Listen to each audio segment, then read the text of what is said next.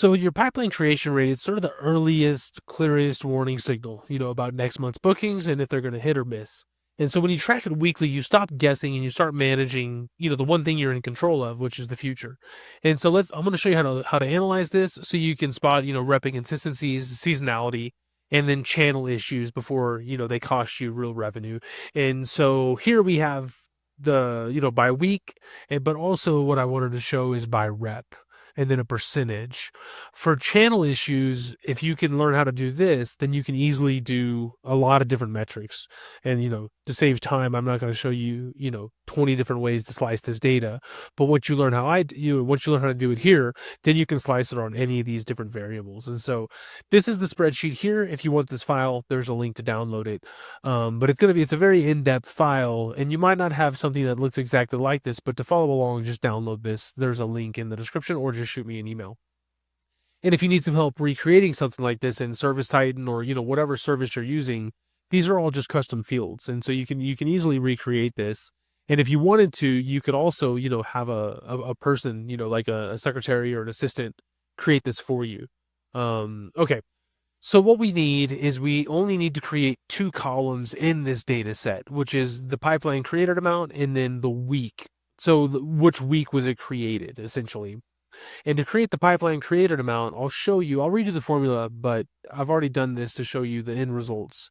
But to get pipeline created, we need to see, is it a qualified opportunity and what is the amount of that qualified opportunity? And we have the opportunity amount here, but we need to go to the qualified opportunity flag, which is here in column Y, and it's just yes or no. Pretty straightforward.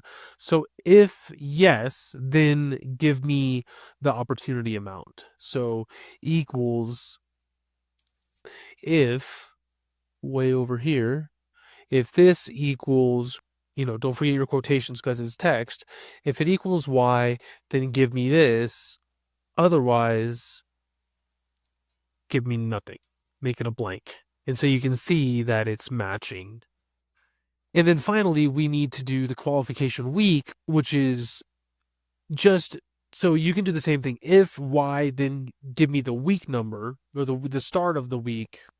But the thing is like what you'll see over here is that there's only a date here if it's qualified, right? So we need to do if it's blank, then blank. Otherwise, give me this over here, the week start. And this is the start of the week. So equals if, where are you? Where did it go? Right here. Equals if this equals blank, then blank.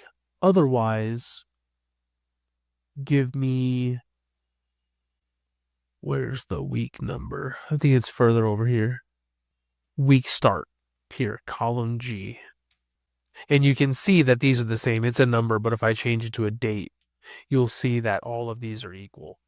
And so yeah, so that's how you can calculate that. But we don't need these columns because we already have them. And also, whenever you're doing this, it's always good practice to do everything on the far right or the far left, but outside of the main data set, because that way you can just add data to the bottom and then everything will update. Okay, so the next thing we need to do is we need to create a unique list of this column. And so let me just zoom in a little bit and then say week start or, the week, whatever you want to name it. And then from here, we want to do equals unique and then this here. And make sure it's the table and not the column AU. And what you'll notice right off the bat is that blank. And that's okay because we're going to delete it. But change the formatting to a short date and then you should be good. But one thing, it is probably not going to happen here, but it might not be sorted correctly. And so we want to make sure it's sorted correctly, meaning, say, for example, you had something like January 5th up here. What would happen is now you have January 5th on the top, and we don't want that. We want it to be sorted, oldest to newest. Let me just, and I'll show you here. Let me make sure. Yeah. So all you have to do is wrap this with the sort function. And now you can see it's sorted oldest to newest. But I'm just going to go back in here and delete this. Okay. And we still have these two at the bottom, which are just a blank and then a 0. And so we want to delete these. And so what we can do is highlight this again, Control C, Control Shift V as in Victor, to paste. We're going to paste without the formula. And so now we can delete those. Okay, so now we just need the opportunity amount, right? How much do we have in opportunity? And then a moving average. And I'll show you again how to do all that. So this is pretty straightforward. Well, let me try to center this. So to get this, we need to sum the opportunity or the pipeline created amount where this, is that week. So we want to get the sum for all of 1229. So the sum of all of these numbers for 1229, 104,310. So equals sum if S. Sum if it's 1229. Sum if it's January 5th. So sum this, and so with sum if S, the very first argument is the value column. So what are you trying to sum? It's the same with the average if, or the max if, or the min if. And so, but for count if, it doesn't matter. The sequencing doesn't matter. But for sum if S, it does. For average if S, it does. For sum if, the summation number is the third variable and not the first. It's a little bit weird, but just stick with sum if S. Okay, so we have that, and then we have. I'm actually doing the wrong one. I told you to do it one way, and I'm doing it the wrong way. So sum if S, the created amount, comma, where this, comma, is this. So 104,310, press Control Shift 4 to format it as a dollar. And then the next thing we want to do is we want to get a 4-week moving average. So we want the average of these 4 to be in this cell. So the average here is 165,508. So average these 4 to get a 4-week moving average. And what you'll see, because this is what's called absolute referencing, as we drag it down 1, everything is coming down 1. So it's always tracking the prior 4 weeks. Even down here, you can see. Okay, so from here, what we want to do is create the chart. So we're going to have a column with the values, the opportunity value, and then the line with the moving average. And then what it's going to tell you is if the column is above the line, then you're trending above the 4-week moving average. If the column is below the line, then you're trending below the 4-week moving average. So all you have to do is you can just have your cursor in anywhere in the data, go to Insert, Recommended Charts, and you can just see it's the first one. If you don't see it there for some reason, you should, but if you don't, go to All Charts and then Combo, and then you can see Clustered Line, and then we're good. And then, what are we calling this? Pipeline Creation Rate, dollars per week. Pipeline Creation Rate, dollars per week. And then I'll make this just a little bit smaller. Not there. Here. And then we can make it a little bit bigger. Okay, and then I want to make the columns a little bit bigger. They don't look that good. And so I'm trying to double click on a column, and then you can see this pulls up here. And then click on the little paint bucket, and I think it's under fill. Let me see what's going on here. Yeah, so it's right here under the border section. I didn't see it. It wasn't pulled up. And then for width, you can just make it as big as you want, right? So you can do it however you like. And then you can do a solid fill line and then go from there. And then if you want the values, if you click here and you see this little crosshair, you can add the values, the data labels, but it's going to be super noisy, right? So we don't want that. If you want to add it just on the line, you can do this. It's still going to be noisy though. Right. So you can sort of pick and choose how you want to do it. It's just there's so many weeks, right? I mean, you have 54, 53 weeks. And so this is, if you just hover your mouse, you'll be able to see the values, right? Okay, so we have that done. The next thing we want to do, so we finish this. The next thing we want to do is we want to create little heat maps. And we want to do the same thing, but instead of by the month, we want to do it by the tech. Okay. So what I'm going to do here is I'm just going to copy this here, and then so we have starting point 1. I'll call this starting point 2. Let's see if I could paste that. It might not let me. Yeah. Okay, so we got that. And then from here, we want a unique list of the reps. So equals unique data. If you remember, we did unique before on the qualification week, but we'll go to unique and then the assigned sales rep here.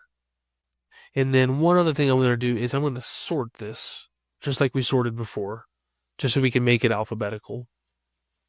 And then Control C, Control Shift V, and then Control C again, and then right click here and press ST. So that's paste special transpose, because we don't want the values in the column, we want them across the rows. And you don't want to drag, you don't want to click one and then drag it over. Okay, so now it's pretty straightforward what we need to do. All we have to do is sum the opportunity column based off of the week and based off of the name. And because we have everything in a table and we know what it is that we want, we don't even have to go into the data, right? So equals sum if s, table, opportunity amount, and then we want to sum that from, again, the table, and we want to do the sales rep, comma here, comma, and then the final thing we want to do is the week start. So table, what was that called? Qualification week. Here, comma, here. And we have the amount. So Alex Martinez created 16,500 in pipeline for the week starting, not the week ending, the week starting December 29th. And then now we want to drag this over, but what you'll notice is that this is breaking. So opportunity amount is now becoming expected amount. C2 is becoming D2. And then here, B3, which is the date or the week, is becoming C3. And this is called, again, absolute referencing. And we want to fix that. It's called relative referencing, and we want to make it into absolute at the column level and the row level. So wherever you see the blue or the row, Alex Martinez, but when I say row, where you want to keep Alex Martinez when you go top to bottom, but if you go left to right, you want it to change to Chris Wynn, Jordan Lee. But for the date, as you drag it left to right, you don't want it to change, but as you drag it up and down, you do want it to change. And so we have to lock the row where we want the row to change as we go left to right, but not as we go top to bottom. So put the $ before the number, and then for the column, put the $ before the letter. And then now you're still going to see a mistake, and the reason is because the table is changing, but the way around that is just copy and paste. So copy here, paste here, and then double click down. And you have that easily. And then now what I'm going to do is I'm just going to copy this and then paste it here, delete this, because what I want is I want a percentage. In other words, how much pipeline out of everybody can be attributed to Alex or Chris or Jordan or Morgan. And all you have to do is equals this divided by the sum of these, but press F4 to lock everything, because as we drag it, we don't want the sum range to change. And then you can make it a percentage by pressing Control Shift 5. Then you can drag it over, and then everything is good, and then you can drag it down. Okay, so the final thing we want to do is we want to create the heat map. And so there's multiple ways you can create a heat map. You can highlight everything, and I'll show you how to do that, which is not the best way to do it with this type of data. Go to Home, Conditional Formatting, Color Scales. High is green and red is low, or low is red. But it doesn't tell us much because it's comparing everything. Like, we don't care about 117, 133 being the most for this week. What we want is who's the highest at the week level, right? So I'll back out of that. So we want to do the same thing, but we want to do it at the row level. So Home, Conditional Formatting, Color Scales, and then green is high, red is low. So you can easily see that Chris Wynn is the lowest for the week, the highest, and Jordan Lee isn't that far behind. But now we need to do it for every row, which is obviously cumbersome, and we don't want to have to do it that way. So what we could do, it's still a bit cumbersome, but we can just click on like that row and double click the format painter, and then you can just click each one, and then you can see it updates. And so I'm not going to do the whole thing just because it's going to take forever. But once you do everything, what you can do then, actually, let me see something. I don't know if this will work or not. If I click and drag, yeah, see, that doesn't work. Actually, hold on. Let me try one more way. Bear with me if I do it this way. Did this work? No. Well, we tried. Yeah, just to save time.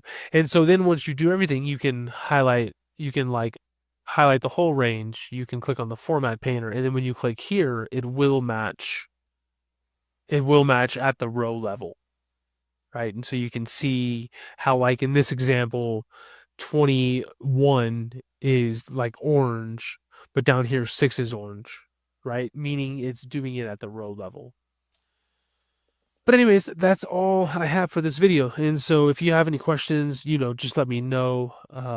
Questions at databoards.io. If you need some help recreating these data sets, then also, let me know. Again, you would just need to create custom fields, talk to your IT department, but you can recreate a lot of this stuff with custom fields. I mean, if you had to, because in the end, maybe it's 5 or, 7 or 10 different projects per day, you can have somebody manually enter in the data. It might take 10 minutes a day, but getting these insights is way more valuable, because you can see how much pipeline, the pipeline creation rate per week. And also with a lot of other metrics, if you're watching any of my other videos, and you'll see that there's a lot of value to being able to know this data sort of at your fingertips, because at the end of the day, you've probably been pitched a ton on, BI software or dashboards, real-time dashboards, but you don't need that. You want to look at this stuff once a week, you want to get back to work. And so, so you don't need all those fancy softwares. Like Excel, if you know how to use it, can do all that stuff. But anyways, again, that's all I got for this one, and I will see you in real quick. If you do need some help with this, there's a link to my calendar to click on that. But yeah, that's all I got, and I'll see you in future videos.